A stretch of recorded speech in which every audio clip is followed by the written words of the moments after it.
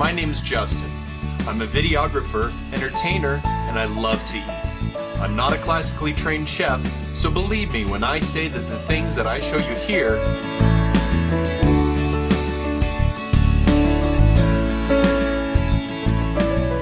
Tempura is a delicious food that many people have when they go out to Japanese restaurants.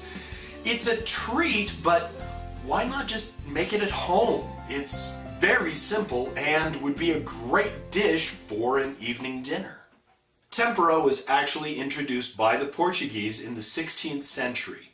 It's a delicious dish that can be used as a main course or as a side dish to one.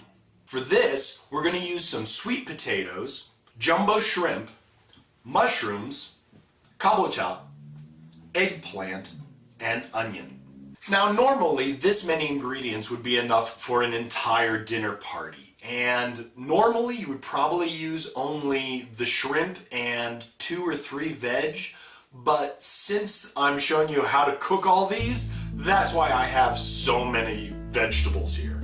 So let's prepare our veggies and fish. The sweet potatoes and eggplant we're going to cut across at a slight angle to get bigger slices.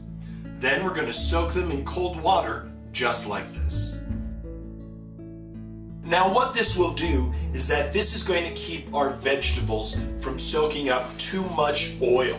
And you're going to be wanting to keep them in the water for 15 to 30 minutes at least. The kabocha we're going to cut in half and then take out all the seeds and stuff. Kabocha is a Japanese squash that tastes very much like a pumpkin. You don't need to peel the outside of the squash. You can leave it on there as long as you wash the outside very thoroughly.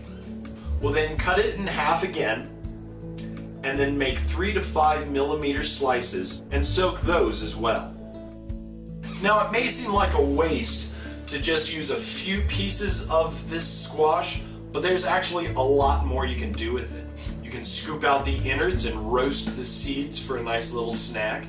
You can fill it with honey and lots of butter and roast it 400 degrees for about 40 minutes. That's delicious too. Or you can slice even more slices off of it and grill them along with your hamburgers. It makes a great burger topping.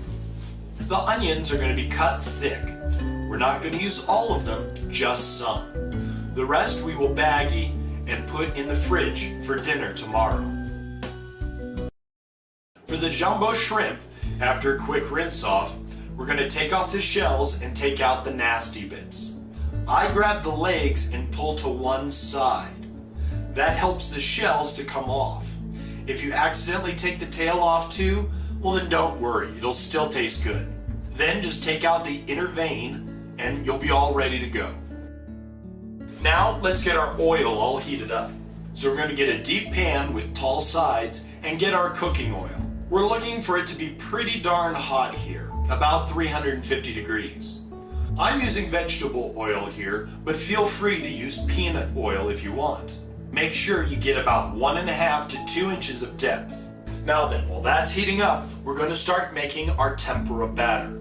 For this, we're going to need 1 cup of tempura flour, 1 cup of cold water, and 1 egg. The colder the water here, the better. We're going to beat the 1 egg, then add the water, and then add in our flour. And in fact, you really don't want to beat the batter smooth here, just until it's mixed. Lumpy is good. Now to see if our oil is hot enough, and if you don't have a thermometer that you can use, just drop in a very tiny bit of batter. If it instantly rises to the top, then your oil is hot enough. We're going to take our veggies and cook those first. We're looking to make them cook for just a short time, just until the batter gets a light golden color. Then we'll flip them like this. You will honestly not cook them too long, maybe a minute on each side at the very most. And then plate them on a paper towel to absorb any excess cooking oil. I said it before and I will say it again. You do not want to cook this too long. You want to cook it until the tempura batter becomes a very light golden brown and light and crispy. If you cook it too long, the vegetables will absorb way too much oil and they'll become soggy and not tasty.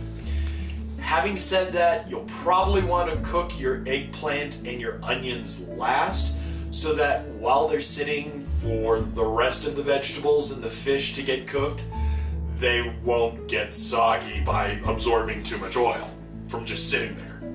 After we cook all the veggies, now we're going to batter and cook the shrimp. We cook them last so that the veggies don't get any fishy taste to them. While they cook, you can definitely take some of the tempura batter bits and kind of gather them around your shrimp to make your food more crunchy. Serve it all with a nice soy sauce dip. To make it, use 6 tablespoons of cold water to 2 tablespoons of mirin and 2 tablespoons of soy sauce. Mix it all in a small bowl and you're good. Tempura is a nice dish that may seem like an extravagance, but it can be made for parties or just when you want to treat yourself to something. The crunchy textures and delicious veggies make a wonderful treat that you will definitely want to make more often. And wouldn't you know it, I forgot to use my mushrooms. See, that's a problem with having way too many ingredients. You might forget to use one.